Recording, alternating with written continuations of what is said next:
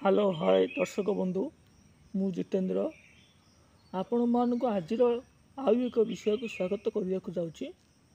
आज विषय वस्तु रही बापा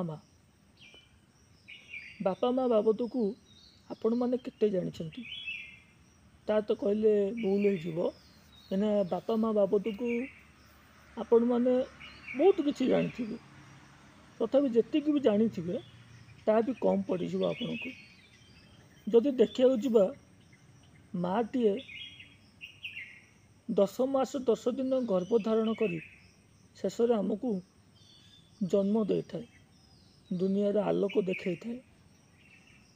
बापा कौन करती ना छोट बेलू निजे अनेक प्रकार दुख को वर्ण करी महादेव परी हलाहल विष को पान करी आमर प्रत्येक अली पूरण कर जीवन शेष जाए आमे से दुहींकर ऋण केबे सुझी पारिबानी।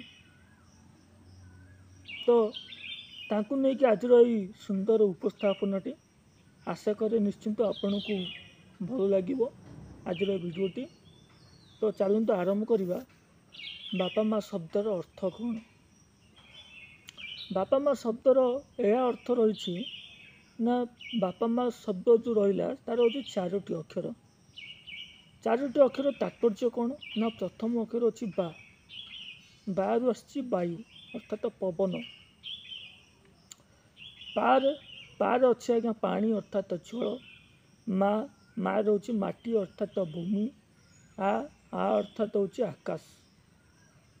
तो मुझे जिनसटा कहीं तुलना कली ना आमर ये जो पिंडटी ये शरीरटी पंचभूतर आज्ञा तैयारी। पंचभूत हूँ कौन ना अग्नि जल वायु माटी आकाश। तो ये जो पंचभूत रहा पंचभूत तो मुझे 4टी भूत को लेकिन वर्णना कली आ गोटे जिनस बड़ी पड़ा ना सेटा हूँ अग्नि।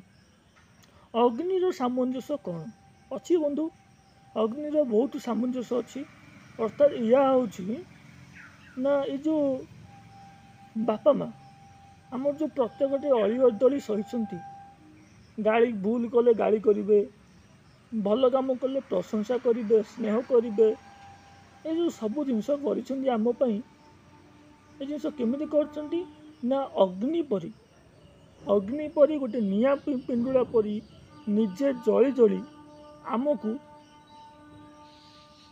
उन्नतिर मार्ग पथरे छिड़ा कर गोटे समाज रे गोटे प्रतिष्ठित व्यक्ति हिसाब से उपस्थापन करग्नि पर निजे जली।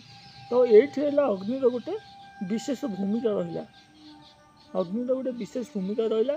तेणुकर आमर जो पंचभूत रहा ये पंचभूत सहित मुझे बापा माँ को तुलना कर बोध ये जिनसटा आपण मान भर केत जानी अथवा जानी नथिबे किंतु जदि बा कई जानी ना तेबे मोर भिडियोटी को टे शेयर करूँ कहीं शेयर करने द्वारा समस्त निकट में भिडियोटी पहुँची जापर एवं बापा माँ प्रकृत जो भल पाइबार अर्थ समस्ते बुझीपारे।